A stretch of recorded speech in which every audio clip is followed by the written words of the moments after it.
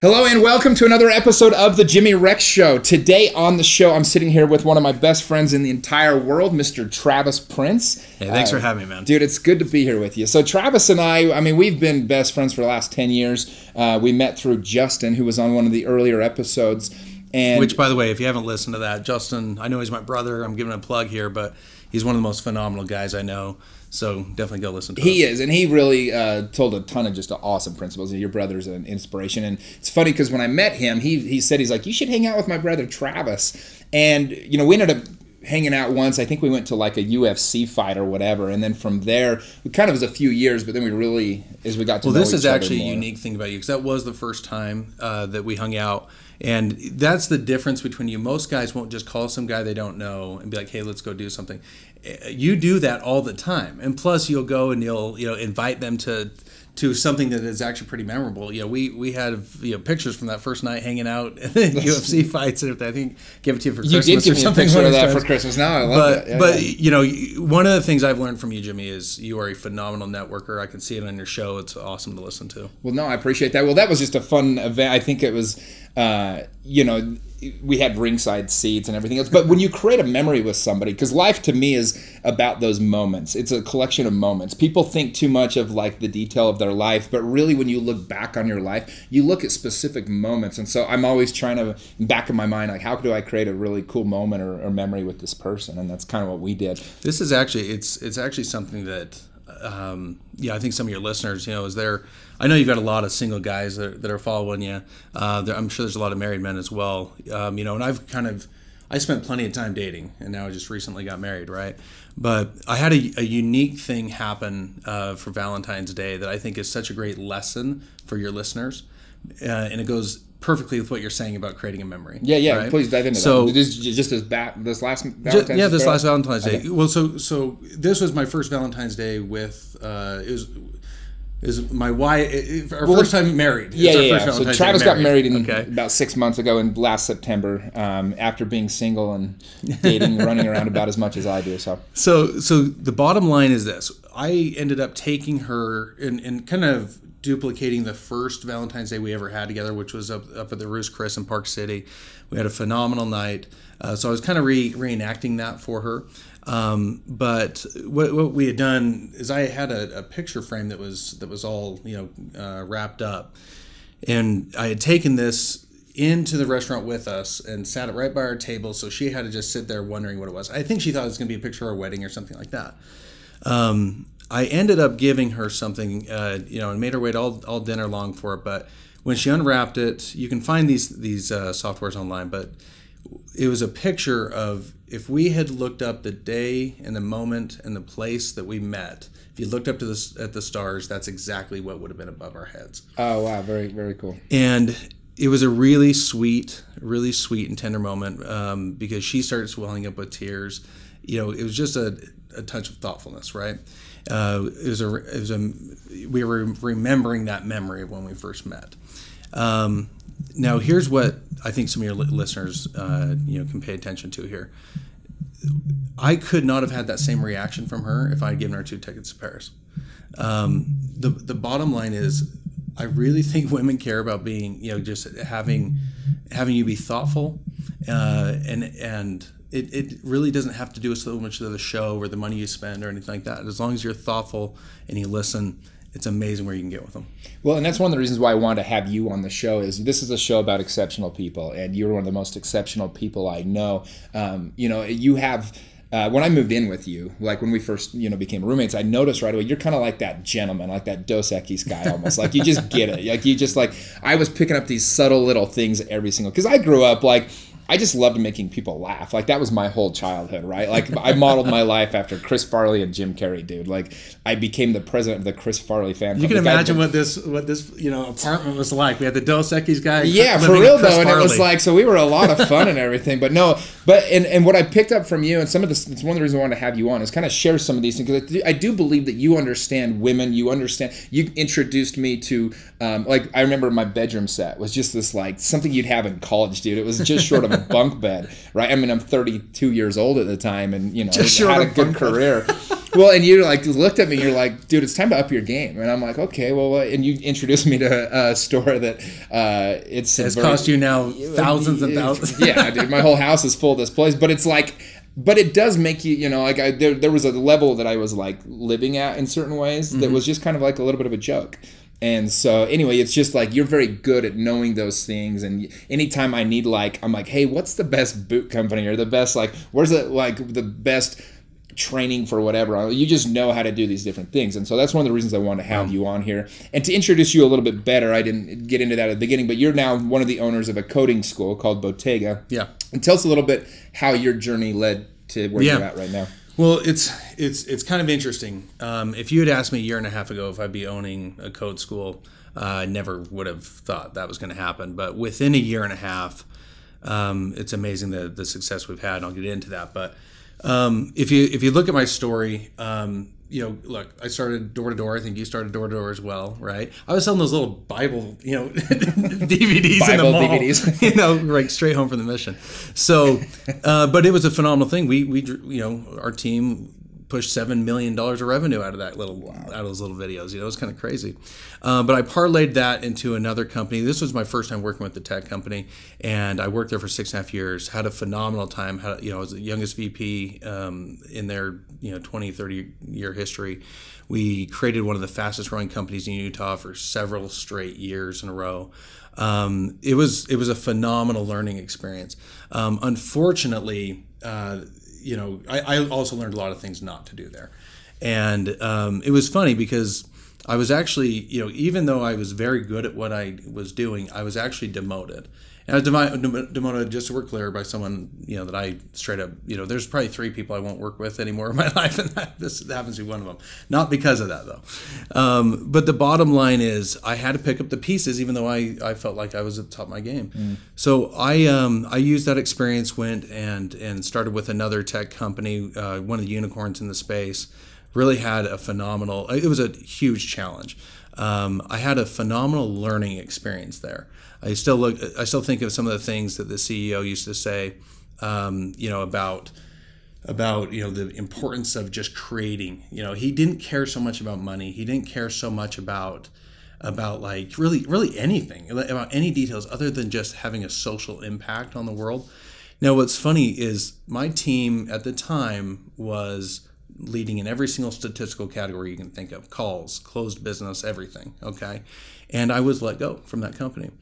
Now, I won't get into the details why that is. I think what's more important here is, what do you do when you have to pick yourself back up? Yeah, because that happened basically. Right, I think we were probably living together essentially, right? And I remember when that happened, and you did kind of take some time and trying to figure out, okay, well, how did that happen, and what's going to be It was honestly one of the better things that happened to me, because I had this moment where, you obviously, there's a lot of self-reflection that goes on, but I think when people get too deep into that, they start wondering too deeply what's wrong with me and this kind of thing.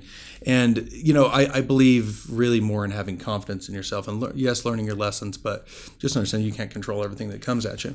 Well, and I think one thing that your life shows in a lot of ways, both with how dating went, for example, 35, you probably didn't plan on waiting until 35. Yeah, there was a lot of broken hearts along the way. Right. And, and then my broken heart, just so we're clear. I think there was a lot of other broken hearts too, but whatever. But, and then also with work, that wasn't necessarily the plan to you kind of were trying to, but the messiness of a life leads to, everything that's going on right now. And I think that's part of the beauty. I think people get lost sometimes in these trying to make a life look a certain way, as opposed to just letting it kind of basically build your life by design. This is interesting. I was talking to my brother. We work out with each other every morning, and I go, it's almost like depression is the new gay. Like, everybody's coming out depressed, And I just asked him, what are your thoughts on that? I feel like, DeMar DeRozan just barely came out saying he's depressed, and the BYU quarterback and all this.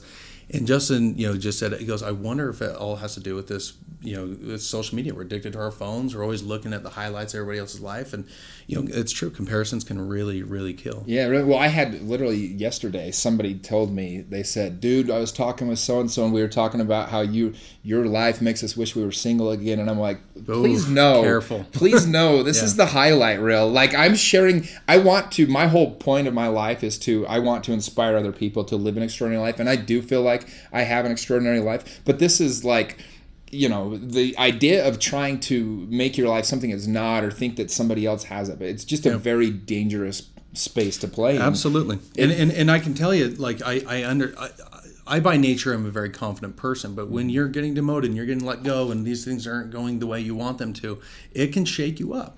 Confidence is one of the easiest things to have shaken up if it's not based in the right things. Well, I mean, for me, I'll just say this. Like, for my whole 20s, I was trying to make my life look a certain way that I needed it to be. I thought I had to be married and these different things. And I'll be honest, I went through a lot of, like, I shamed myself a lot as far as, like, feeling like I'd screwed my life up, or, like, maybe I should have just married. But I had always honored my heart. But I really did live with this guilt and shame for almost a decade, where it was like I finally, through some understanding of myself, I realized I'd honored my own self. But like, and so I totally get like when people feel like, oh, my life needs to look this way. And that's one of the reasons why I try to push so hard to kind of live in that gray a little bit. Like, life doesn't have to be so black and white. Your life doesn't have to look a certain way. Like, every sibling in my family was married by 23. I'm 36 and single. Like, that's weird to them, right? Like, but I think that there's beauty in both sides of it. And I think once you understand that it doesn't have to look a certain way, like, things don't have to be a certain way, it really frees you up. I know for me it did. Like, the weight that was lifted off of me when I finally just accepted and understood that my need structure was a certain way, not perfect, but just perfect in my own way, right? Like, it works for me. But I really did suffer a lot because I dealt with this shame of, like, why ain't I married? Like, what's wrong with me? And you feel like you're not enough. Like, you're big into health and things. Hell, I started taking steroids at like age 29 because I'd go to the gym and my fat ass wasn't looking like everybody else. I wasn't even overweight, really. But I did everything I could, to try to like make myself enough. Right. The greatest formula for overcoming these depression feelings, overcoming these self-doubt feelings, the shame that you're talking about. I remember having a conversation with my mom at 27 years old and just saying, I'm done like beating myself up so hard, And you're right. It lets a burden off your shoulders, and off your chest. But it really does come down to just an appreciation for the things that you do have. And also, I think that appreciation leads to getting that hunger back of like, what does make me happy? What do I enjoy? And, just to finish the story, of how I was able to pick the pieces up after 2 hits in my career, right? I mean, at the end of the day, I just kept looking for what it is I want to do, and not so much from a monetary perspective. It was more, what kind of social impact do I want to have? And that was ultimately what led to Bottega. And, I look back here, it's been a year and a half. We're the only accredited, software development boot camp of our kind in the entire country. These students, I could go walk over to a full classroom right now. Well, and I want you to tell the story of Muhammad when I'm going to get to a chance, because that's a really cool story. And actually, it's a great example of how so many things fall in place for you when you just reach that happiness. But, for sure. But Bottega, one of the things I'm most proud of, we have 93% placement rate. So 93% of our students are getting jobs within 90 days. Our last cohort, 50% of them were were hired before graduation. It was incredible. And on average, they're making $21,000 more than they were before they started the school. Yeah. So to me, that is an incredible social impact, and I'm like honored to be a part of it. It's amazing. Now here's segueing to Muhammad. This was a student that came in just like anybody else. He was a little bit different though. He was foreign. I thought he was from India or something like that. He was about 45 years old. We're usually dealing with 25 or something. So I'm thinking to myself, did this guy marry a white girl from America and just move on over here? Like, what's the story here? I figured he didn't have much money to his name, or he just was a really humble. Well, most people that are coming to code school, they're looking for something different, so they don't come from much. typically they money have, typically, you know, you think of the average like developer, that's changed. It's completely changed from what you would have thought it was 10 years ago. These are people now who realize that these are high paying jobs and that it's a great career. So they're leaving what was a dead end career, even with degrees, you know, they just realized your history degree is not going to get you anywhere, right? So yeah, we do deal with that a lot. So I figured here's a guy that's in transition in his life and this kind of thing. And what was funny about him, you know, he every day before class began, he would come into the office and he would work on his work here. He was the only student to ever do that. I was like, okay, you know, but he was such a pleasant guy, such a nice guy that I was like, you're welcome to come. But that gave me time to spend, you know, to just spend around him and get to know him and this kind of thing. Then when he was in the class for 12 weeks, every single week he came and spoke with me for about two or three times. We talked for anywhere from a half an hour to an hour, but we became pretty close friends. I still knew nothing about him other than I just really, really liked him. Great heart, the whole thing. So anyways, shortly, I had a really hectic, 6 months or so. We were growing this business. I was engaged. In anybody who's been engaged and gone through that process, it's a nightmare. Were you doing your fitness show at the same time? I was doing my very first fitness show, and talking about being fat, I'm pretty sure I was about a fourth fat at that time. So, anyways, you know, there was just a lot going on. But I built this friendship with Muhammad, and I remember, here's what the scene was. He had already graduated, and he loved Bottega so much he just wanted to be around. So we hired him one time to go out to Salt Lake Community College, have a little, you know, table up there at some job fair or whatever. And he's got the chocolates out on the table. It's 95 degrees outside. It's just it's not what you want to do. It's not good work, you know. And just before I had seen him that day, I had sent him an invitation on Facebook to my wedding. And I said, I was just like, hey, listen, love if you can come or whatever. But it was a generic, you know, just the laziest way to sending out an invite to your wedding. The laziest way to put it on people's calendar, right? Sure. So when I saw him at Salt Lake Community College that day, he pulls me aside and he basically just, you know, really like very, very intimately told me how grateful he was that I had thought of him and, you know, to invite him to this. And I mean, I'm sure I invited hundreds of people, but to him it meant a lot. I started thinking, well, maybe this is a culture thing. You know, I've heard about how serious they take weddings, you know, different cultures and all this. And here, quite frankly, I think sometimes we get almost annoyed when we get invited to things because we're like, oh, what night is that? I have something else going on. I'm like, if I'm not in the wedding, I'm probably not going at this point. Absolutely, I've been to enough weddings. And so you can see the just mental shift I'm dealing with where this guy is so incredibly grateful. And he's like, what do I bring? What does my wife wear? This kind of thing. And I'm just like, no, you just dress normal. You're totally good. It's all great. He goes, well, listen, I'm so touched because this is such a big moment in your life and you've asked me to be a part of it. He's like, I would love, you know, if I could give you a gift. And I'm thinking, you've just graduated. You're working for us on a table here. It's all like, no, dude, it's cool. Like, I got this one. Don't worry about it, right? And he goes, no, I insist. And I'm like, well, okay, what'd you have in mind? And he goes, you have to let me pay for your honeymoon. And I'm just like, what? Like, Muhammad, no, brother. Like, that doesn't need to go down. Like, no, it's fine. And I also even started thinking, I'm like, I had an idea of how I wanted my honeymoon to go. And I'm like, no, I've got a vision here. You know? Like, this guy's not going to be able to complete my vision. Oh, I'm such a jerk. So anyways, but then we started, he was dead serious about it. And he was literally insisting. Here's the bottom line.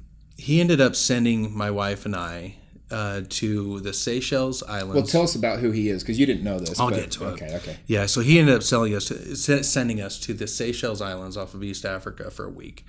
And just kind of give you an idea, these were the most incredible resorts I've ever stayed at in my life. I mean, absolutely pristine, phenomenal. I saw the bill on a couple of them. This was much more than I was going to go after, okay? And, you know, then after Seychelles, he sent us to Abu Dhabi and Dubai for a week because he knew I had always wanted to go to Dubai. So it was one of the most magic. I remember landing after our honeymoon, and it was the most magical. Like, Jenny and I were just both like, what? It was just like, what adventure just happened? That was incredible. So Here's the thing: when we were in Seychelles, he had told me that he had a house and a condo on the island. I figured that's where we were staying and all this. We did spend a couple of nights, but we went to the condo. It ended up being this 40,000 square foot, just absolute pristine building. Wow. Outlooking the ocean, the whole thing. We're just blown away. Like, who is this guy? Right? The house that was the condo. Okay, the house. I didn't get to get close to it, but from the ocean, looking up on the hill, it looked like the biggest hotel I've ever seen. It was incredible. And so I'm like, who is this guy? You know, we're driving around and there's a Four Seasons being built. And, you know, our driver goes, yeah, this is owned by Muhammad as well. And I'm just like, what is going on here? This was a student at my school, you know? And I mean, our graduates make what, 50, 60,000, you know? And the bottom line is he turned out to be probably the wealthiest person I know. But you never would have guessed. You've met him, Jimmy. Yeah. He's one of the most phenomenal guys I've ever met. One of the kindest hearts I've ever met. And, you know, you just would never have even pictured that he, you know, came from oil money back in Saudi Arabia and Pakistan and whatnot. But what a phenomenal guy. Well, the reason I love that so much is that's kind of, you know, one of my favorite quotes is you can tell a lot about a person's character by how he treats somebody he can gain nothing from. Absolutely. And you just never, I mean, it's just, you should always treat everybody the same way, right? It's the people I look up to the most. I appreciate that our friendship was so organic, you know? Right. It had nothing, you know, I knew nothing about him. Right. He was just someone you connected with and all this. He's taught me several lessons. Like, number one, you know, to your point of just treating everybody like they're, you know, superior to you in some way, right? Number two is I care so much about people's special days now, whether it's their birthdays. You know, you're phenomenal at doing gifts on Christmas and birthdays and this kind of thing. And I want the people who are important to me to know they're important to me. And it doesn't always have to be through gifts. It could be, you know, it could be a message. It could be anything. But at the end of the day, he made such a big deal. Even on my wedding day, he was there from the very first hour to the very bitter end, you know? Hell, I even left for an hour and a half because I had backstage to go hang out with Tony Robbins. I can't blame you for that. I'm like, nobody tell Travis, but I'm gone for the next 2 hours. I'm rushing down to the East Center and back. But, you know, it just, that was one of the things I learned learned from him. You know, and the other thing is, I got to a point where I was starting to get emotional about the gift he was giving me because I'd never been given anything in my life. And I literally told him that. I go, I don't know how to accept this. I've never received anything like this. And he goes, you know, you need to sometimes just get used to these types of things happening to you. Ooh, you know, and that's a pause moment. Like, it is. You know, to me, it was just like, why not? Why can't we have wonderful things happen to us? You know, I love that. And especially, you know, as part of my story, there was, you know, you and I both have had tough childhoods and all this different stuff. You know, what a phenomenal thing. So he had a huge impact on me. Well, and I think to Muhammad's point on that, I think that's worth exploring a little bit because, like, I know for me, like, all those years, like, so like when my nieces and nephews, I have 26 nieces and nephews now, and when the first one was born, I got a really fun little Christmas gift, and then as they all kept coming, I kept getting everybody something, you know, and my siblings one year, they said, hey, you know, you're spending too much on our kids. We don't want you to do that anymore. And I said, I don't give a shit. Like, this is for me. Like, the feeling I get when I'm able to give them these cool things, and to rob somebody of that gift, right? It's really, it really is important that we learn in life, like, good things should happen to us. Good things can happen to us. And whenever somebody gives you a gift or a compliment or whatever it might be, the proper response is thank you, and really be able to accept that, because don't rob that other person of what they're able to feel and receive. You know, it's no fun to have the money Muhammad has if he can't do things like he did for you. It turned, you know, you get opportunities to pay things forward, and there was an opportunity that I faced directly after that where, you know, you had money set aside for the honeymoon, right? And most of us do our best to not spare any expense when it comes to your honeymoon and this kind of thing. I ended up, you know, now it's just money that's still in your bank and it's all good, right? I had someone I really, really care about. I had a really intimate conversation with them, and they opened up to me completely about, you know, some of the struggles they're having, and, you know, different just different needs they have to overcome their struggles. This was shortly after. This was literally Muhammad, right? This was literally, I can't even remember. It was actually right before my wedding. Okay. So I already knew that this money was open, but here I just, I'm speaking to this person who means so much to me, and they're being vulnerable about things that are going on. They weren't looking for anything. We were just having an organic conversation. And they what was so fascinating is the amount of money they needed to overcome this major challenge in their life just happened to be the exact same amount that I had saved for my honeymoon that now was open because Muhammad had done that. And so I was able to go to him and just say, I want you to know this paid for it, man. And just the emotion he had as well. We're just like, this is why I made the investment into you. So cool. It was very cool. Well, I think it's a great example of, in the whole idea too, of just being able to pay it forward. And Muhammad doing that for you probably opened you up a little bit more to look for opportunities to do that for somebody else. I don't know. And God provided that, or whoever, the world provided that, or, that shortly thereafter. So pretty cool experience. We'll want to pivot a little bit. Me and you have traveled all over the world. We've traveled to, I remember Haiti, Super Bowl. Super Bowl. Oh man, if you listen to my Super Bowl episode, I released it just before the Super Bowl back in January. I told the story about Travis and I. The night before the Super Bowl was really the funniest thing. As we go to this club, and if you haven't listened to that episode, I'll just kind of briefly tell what happened. But basically, me and Travis were trying to figure out what to do the night before the Super Bowl, and our buddy Kyle Van Noy is playing the next day, so we flew in there. We had, like the family passes and all that stuff, and so we were pretty pumped already. But there was a Victoria's Secret party, which is just kind of like the Super Bowl party.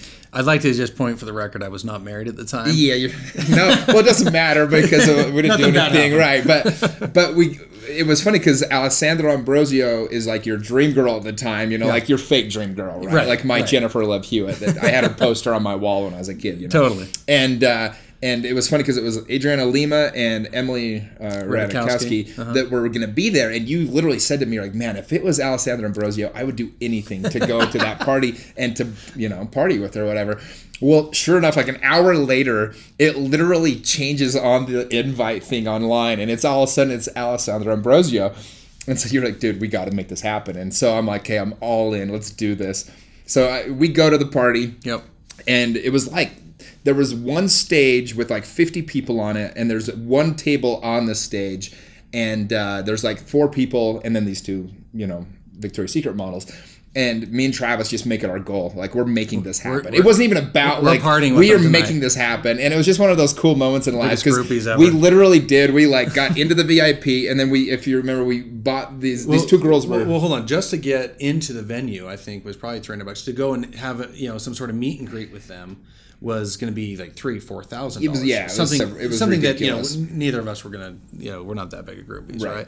So, but the challenge was we're going to have a meet and greet, but we're not going to pay. Yeah, we want to get at that table though. We're going to make this happen. Well, we snuck into the VIP. We talked to the security guards. They let us in, and we get up on the stage because these 2 girls were coming off, and we get the wristbands. We're like using bubble gum to keep them on. So I'm going to let you take the story from here because. Long story short, we end up at their table with these models. We made it happen, but how did? Well, so here we are. I mean, we're so close to the goal, and now it had nothing to do with the girls. It had to do with the goal, right? We were like, we're gonna get this picture. It's gonna happen.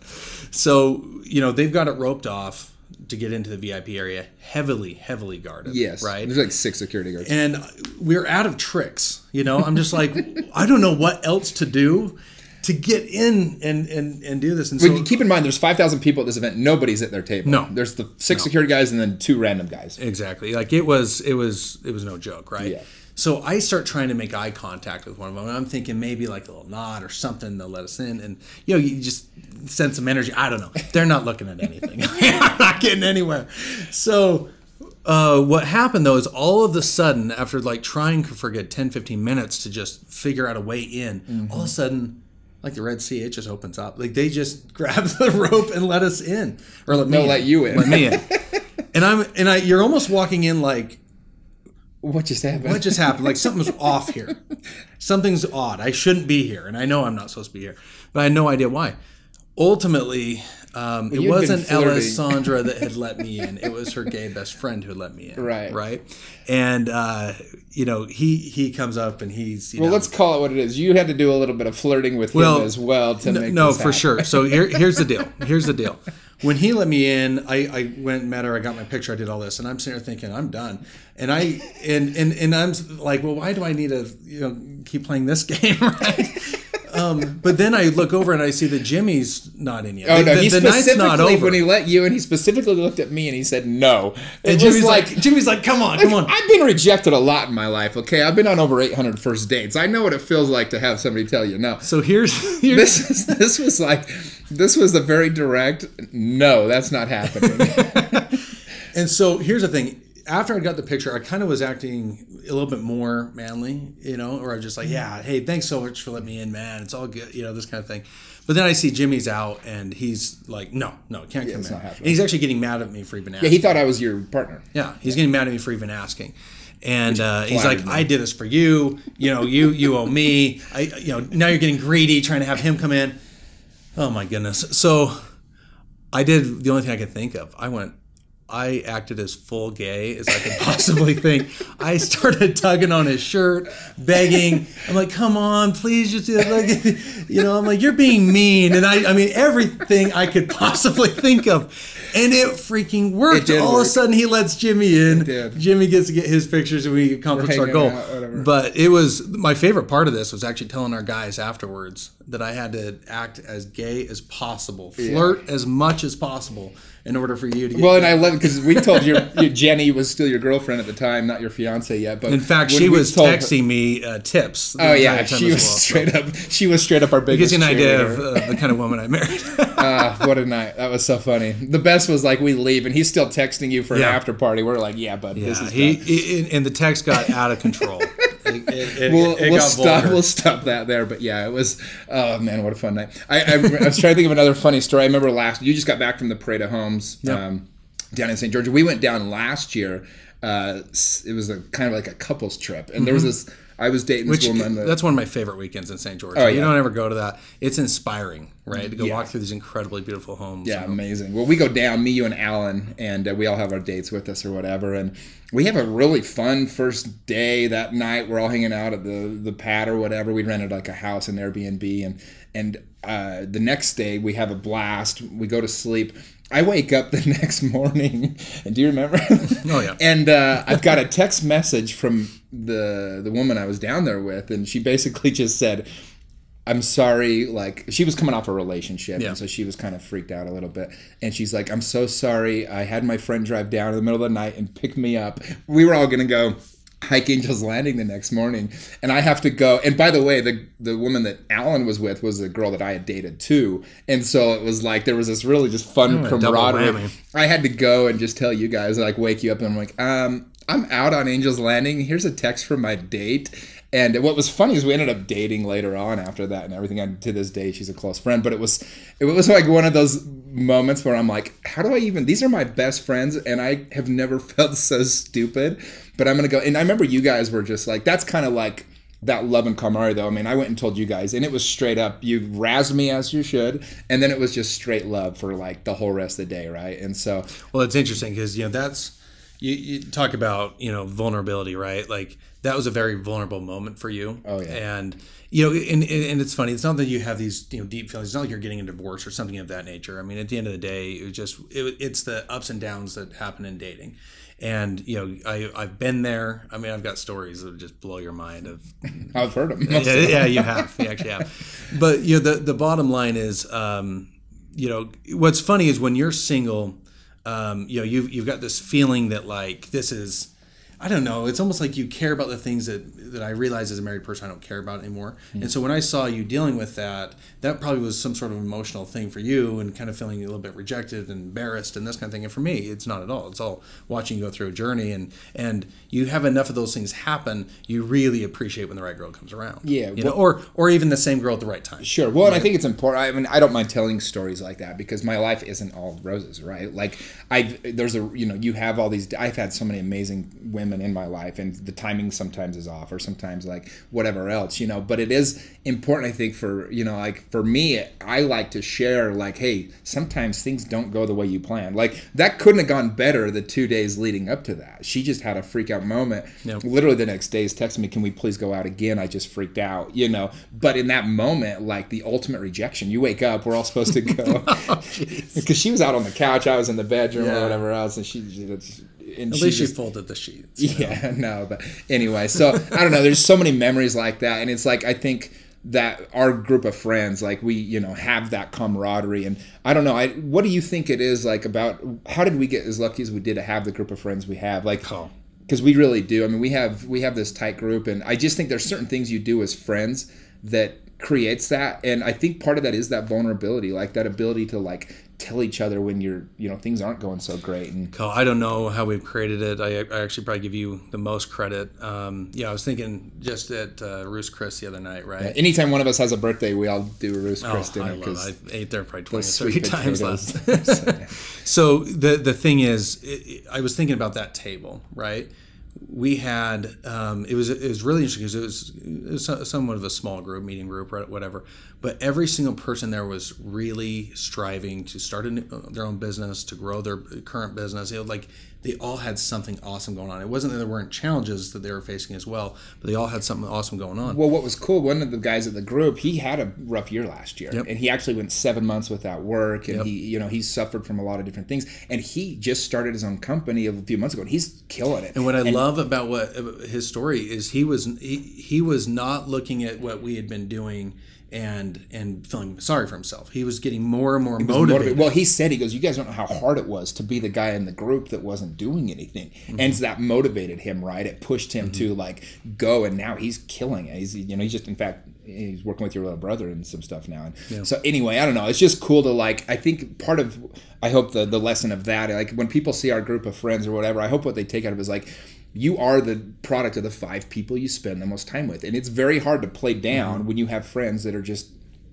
for the lack of a better word, kicking ass at life. And so I think it's important to look at your group of friends or whoever it is that you're surrounding yourself with. And, you know, we've done this multiple times, and there's people that we used to hang out with that we don't anymore, right? Because they were pulling us down, or they just weren't who we thought they were, things like that. And so I think it really is important to be inflective and really say, like, and that's, I think, how we've created this bond in this group, is that, you know, you either played up to the game or else you kind of would fall by the wayside, I guess. Totally. You know, and that's the thing. It's not all about business, right? We've got so many friends that have different kinds of skills, you know.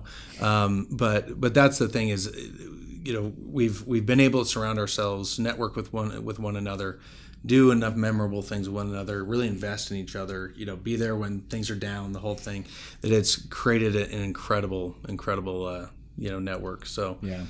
Well, and I don't know, I feel so lucky, like in my life, you know, like the things that have come into my life, like people like you, and I told this story to your brother Justin when we were on his podcast, but like if your brother hadn't been who he had been, me and you would have never met, because I didn't even want to meet your brother when I first met him, you know, stuff like that. But well, last thing I want to kind of dive into a little bit here on the podcast is you were I'm just going to say, you were kind of the playboy of the group. You basically it was like, which girl is Travis going after? I'll go after another one because he's going to win that game. In fact, when you met your wife, 4 of our group of friends were all after her at the same cabin party. I literally, like, we're at this cabin party. In fact, I'd set you up on a double date. I remember I was the girl I was with, her friend.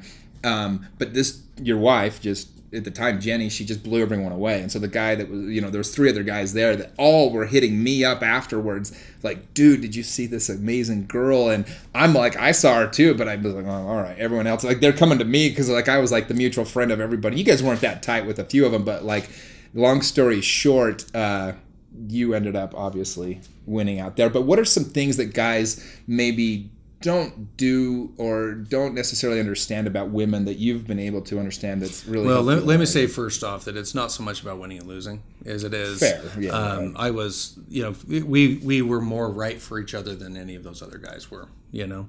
But your question again, what was it? No, what are some things that you learned dating? I mean, you went on, how many first dates would you say you've been on?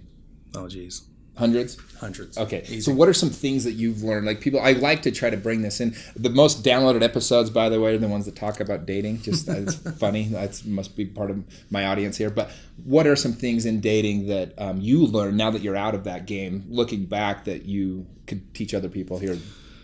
Oh, there's so many things. I think you have to keep one of the biggest challenges I see that my single guys are facing is they're worried too much about the superficial part of the woman. This is like directly at me. No. Okay. No. But the thing is, it's all about what the woman can do for them, or they think too much about sex. This kind of thing. Which I get. I get being a single guy, and that's tough. I've noticed being married that my mindset is completely different than when it was when I was single, and I almost wish I could grab that and give it to my single buddies to help them see how like what they should be seeing in the world. How did it change? Because like you said, it's completely different now. What was it before and what is it now? What does that change? I think it's valid. Well, there's so much more depth to my wife than just like the things I care about when I, like let's say a single guy thinks about sex a lot more than a married guy probably does, right? And look, our sex life is awesome, whatever, okay? But the bottom line is, like that's even though it's a wonderful thing, it's such a small part of the overall of our relationship. I appreciate so many other qualities about her. And it's just funny because like we'll go to dinner with a bunch of single guys and they're still talking about like all these different things, and that's almost like the thing that they brag about, right? And are excited about is just how hot this girl is or whatever. And you realize that's not it. Like the point is, I had a guy I really respect the other day. He goes, if you can look at a girl and say if she was in a car accident tomorrow and got paralyzed, I'd still be the one taking care of her for the rest of her life, like making sure that she's as comfortable as possible.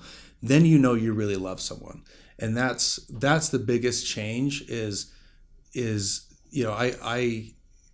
I just look at it like there's such a level of loyalty, there's such a level of commitment, there's such a level of love, like the vulnerability. And it doesn't mean that you don't have fights, doesn't mean you don't have disagreements, but the way you overcome them, with respect for one another and this kind of thing.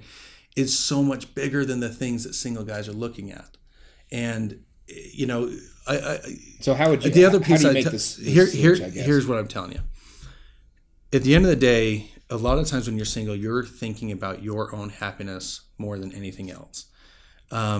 You have to make the switch into caring about someone else's happiness more than your own, and literally finding happiness in making them happy. Wow. That's probably the biggest switch that you have to make. And look, guys, I'm less than a year married, right? So I'm not an expert on this or anything, but I just know this is, that it's so much. There's so much more depth to it because you care about someone else so much more than yourself. I think that's a perfect way to end the podcast. That's finding more happiness in other people's happiness, but really finding your own happiness in giving other people that happiness above your own. Yeah. Awesome. All right, my man. All right, brother. Good to see you. Love you, buddy. Love you.